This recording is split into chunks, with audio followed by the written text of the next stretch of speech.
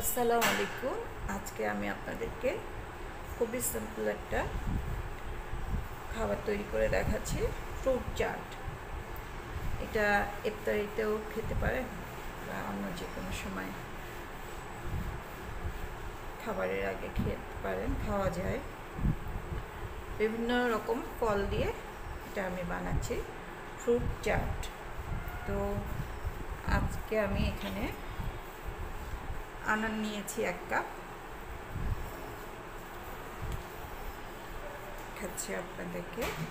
আনার 1 কাপ দিলাম, আনারস 1/2 কাপ নিয়েছি।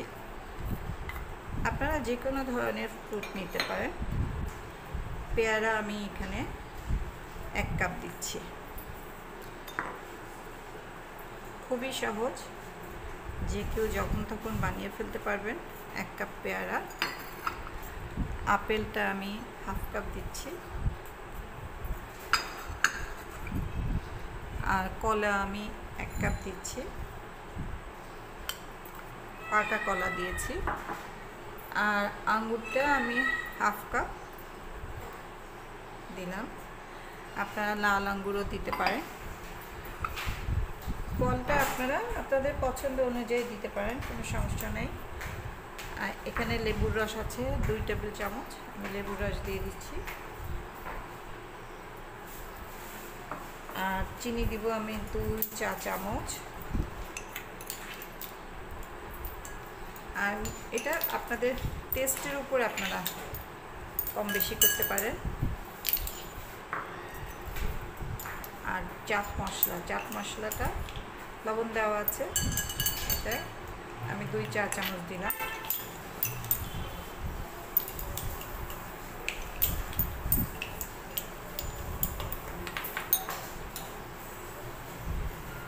এই হচ্ছে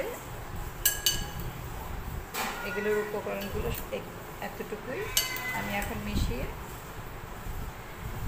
এটা ভালো করে মিশিয়ে নিলে, যদি মনে হয় যে একটু মিষ্টি কম বা লবণ কম, সেটা আপনাদের টেস্টের উপরে আপনারা ঠিক করবেন।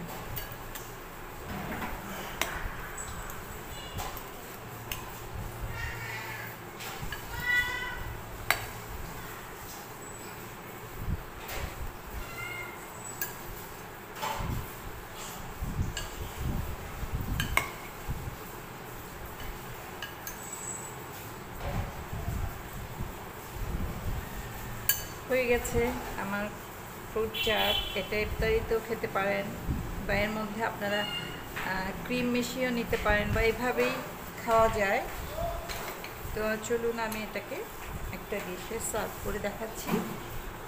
আর আপনাদের কেমন লাগলো একটু কমেন্ট করে জানাবেন।